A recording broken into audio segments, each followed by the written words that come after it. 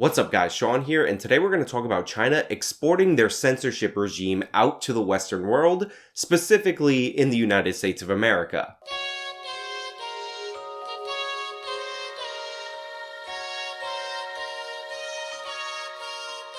Last week, South Park released an episode entitled Banned in China, which is a little bit of a play on words because they're using banned like musical band when they're actually referencing China's tendency to ban anything that goes against the Communist Party's desires within the country. And this episode is all about how the Chinese government has been infiltrating American industries and essentially enforcing their censorship regime on Hollywood and video games and anything that wants to do business in the nation of China.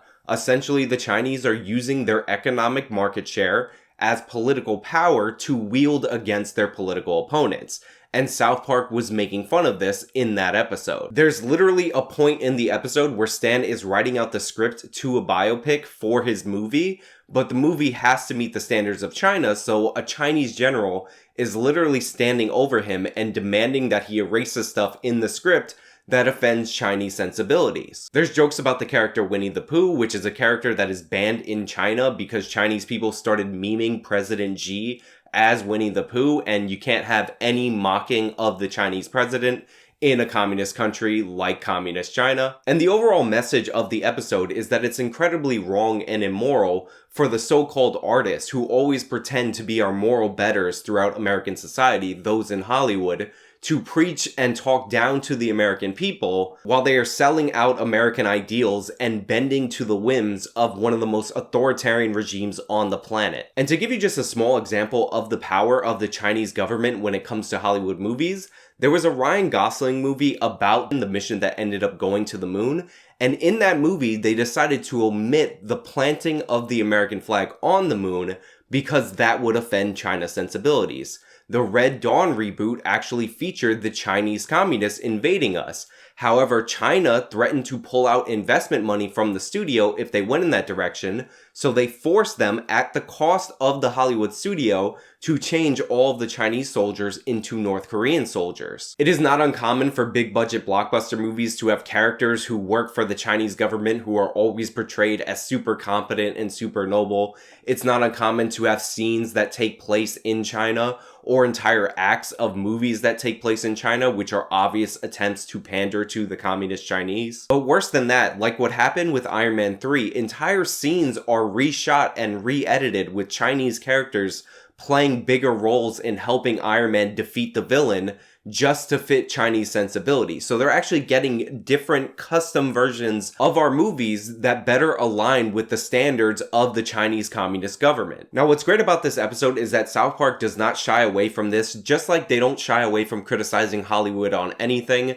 There are great lines in the episodes like, if you want to make money in China, you just have to lower your ideals of freedom and democracy in order to do so. South Park has a band of politically correct babies called the PC Babies that are meant to mock woke SJW culture, and they also point out how the PC culture doesn't seem to mind that all these giant studios are catering to the Chinese Communist government, even though they are one of the most authoritarian governments on the face of this earth right now. Now, as you guys can probably tell, I am a giant fan of South Park, and I'm a huge fan of Matt Stone and Trey Parker.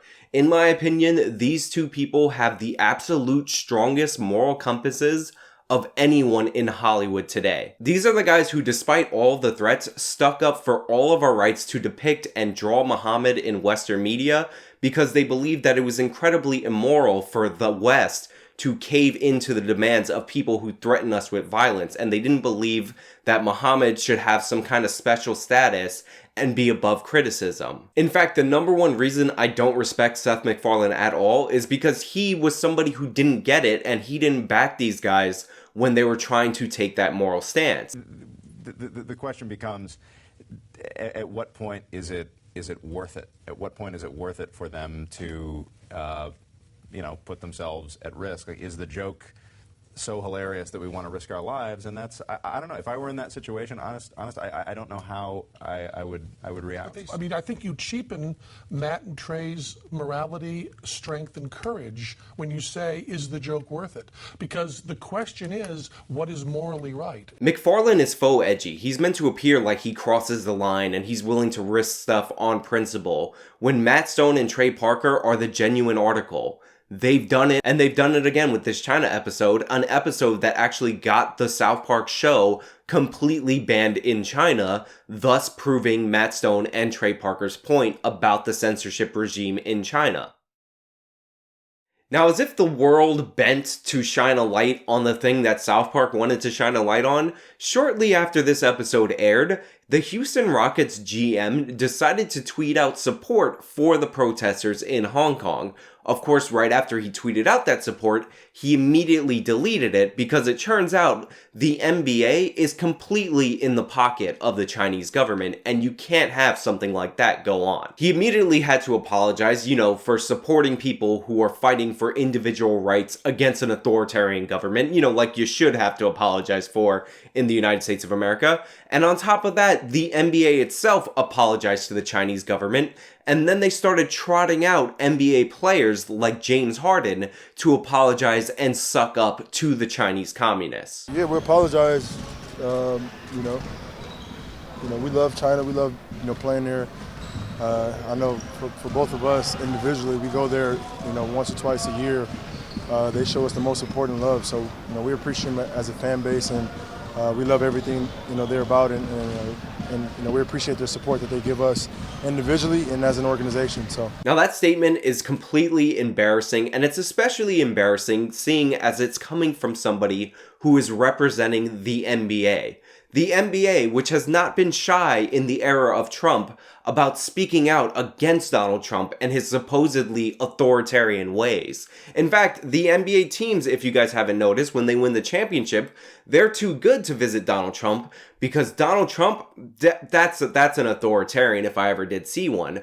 But now, all of a sudden, when their money's on the line and you have a legitimate authoritarian power, a communist authoritarian power that, need I remind you, just had a president make changes to their constitution in order for him to be president for life. Now, all of a sudden, we love China. We love everything that China's about. Horrible, disgusting, and completely embarrassing for the NBA. But unfortunately, it got a lot worse for the NBA. The Nets and the Lakers happened to be in China at the time that all this was going down, and they were scheduled to do a preseason game for the Chinese audience.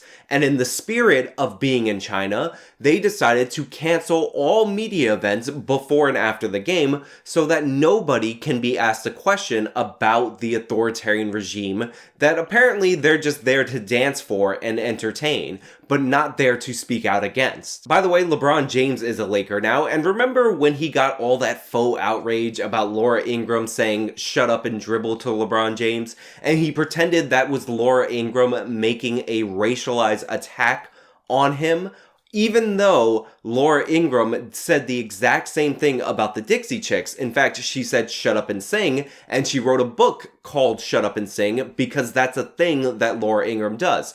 So it would have been really nice to ask LeBron James, social justice warrior, King James, how he felt about China, but of course you couldn't do that because they canceled the press events. LeBron James, by the way, also somebody who is too good to go to the White House and have dinner and take a picture with the authoritarian Donald Trump, but totally fine as long as he can make money off the authoritarian regime in China.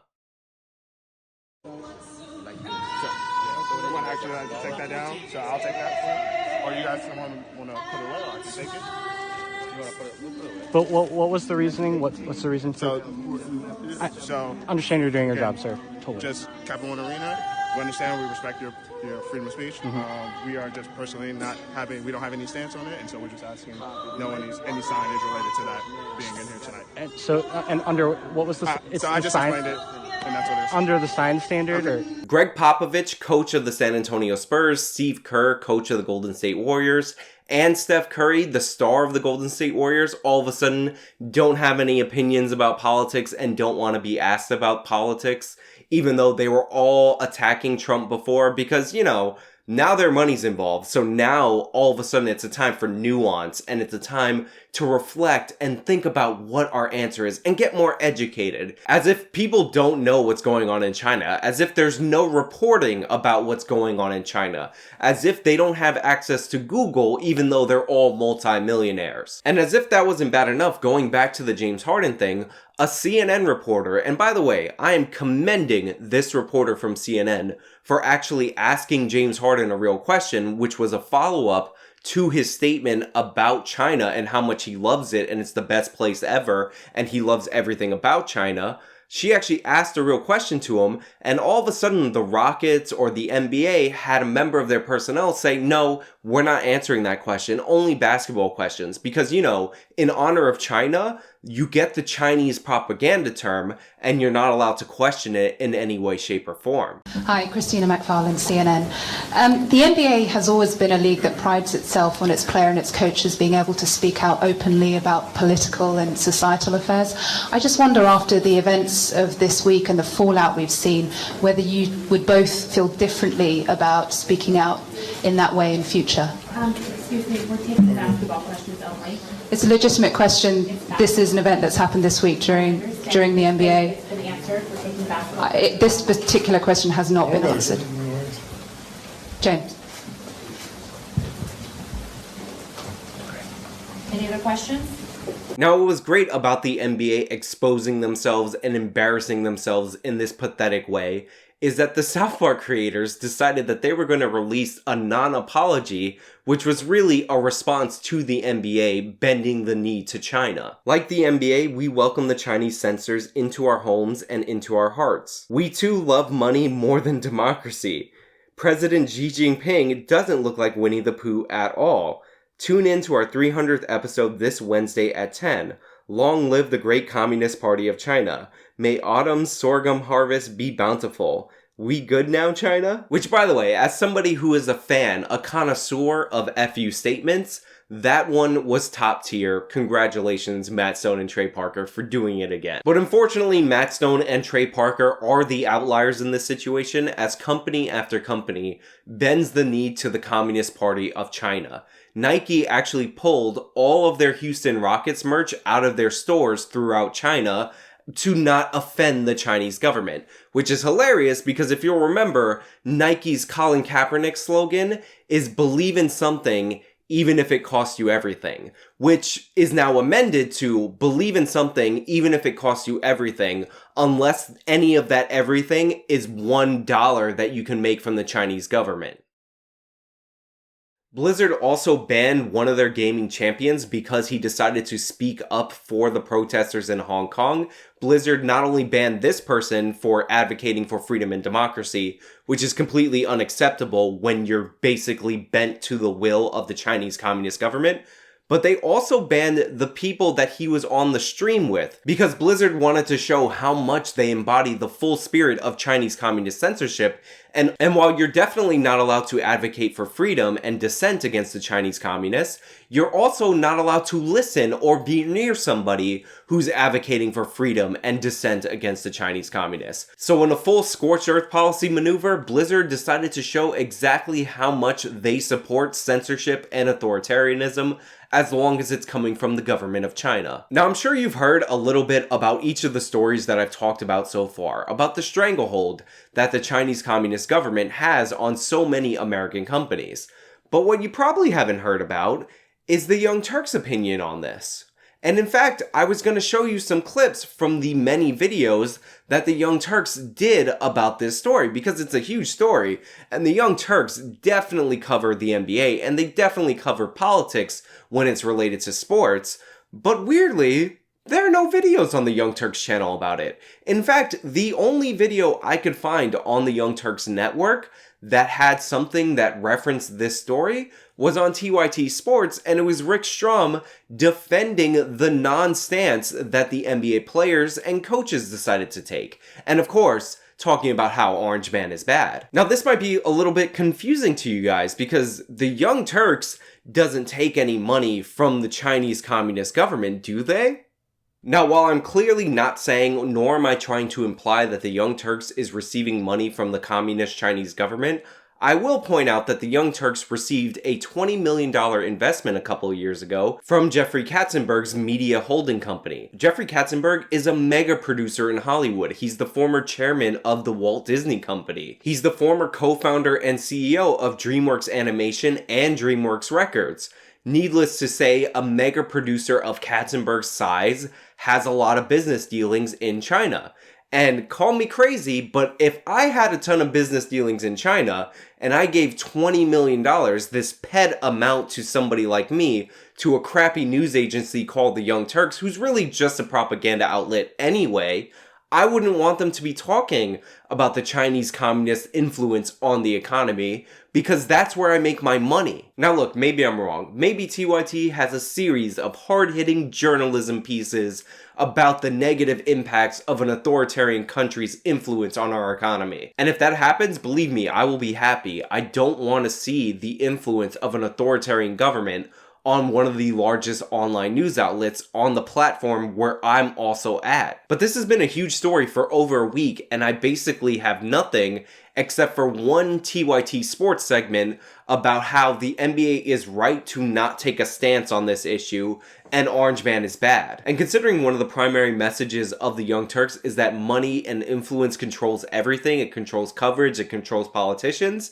I think it's perfectly fair to ask the question why they're not covering this, and does it have anything to do with conflicts of interest of giant investors in their company? Anyway, that's all I really have for you guys today. Let me know what you think about China's influence on the American economy, them exporting their censorship regime to the Western world. If you liked this video, then please tell me by leaving a like. You can subscribe for more content. Follow me on all my social medias. You can support me via one-time donations on PayPal or Venmo, or you can support me monthly through Patreon or Subscribestar. This has been me talking about the Chinese influence and the companies that do back down from them.